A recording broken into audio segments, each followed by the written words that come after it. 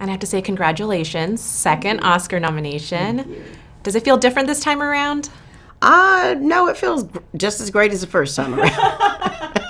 Is it nice to be nominated along with your former co-stars? I mean, Emma's also nominated as well as Viola. I'm thrilled that they're nominated. I would have loved to have been nominated with my current co-stars, but I'm thrilled for Emma. I'm thrilled for Viola. It looks like they're both going on to victory, and I'm thrilled for them. They deserve it.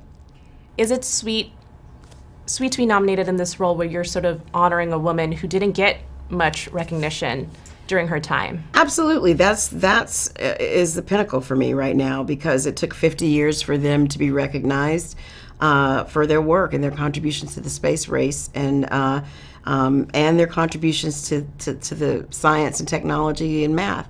So in this small way, the fact that the Academy is recognizing our movie, it's also recognition for them. You have to tell me what it's like playing God.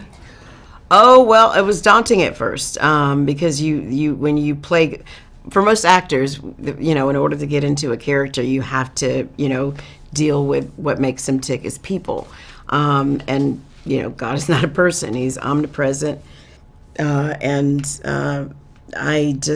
That's very daunting to even think about it in terms of that. So I had to break it down into terms that I could play. And when I realized that Papa was the father, then Sam would have to be my son. So that's the relationship that I did, or how I approached it in playing it. And how wonderful that God is depicted as a woman, right? Something we're not used to seeing. And then also we have this very diverse Holy Trinity as well. Mm-hmm. Well, God is depicted as a woman for expediency. The character Mackenzie, when he was a little boy, experienced a lot of trauma at the hands of men, his own father. And so the one person to show him kindness was a woman who looked a lot like my character. And that's how God reveals himself to Mac, because he knew that was the only way that he would perhaps receive it.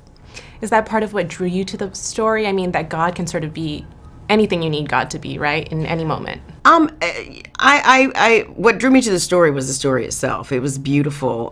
It was this classic thriller, and then in the midst of that, it talks about faith and how grief can be a paralytic and how we all experience it different.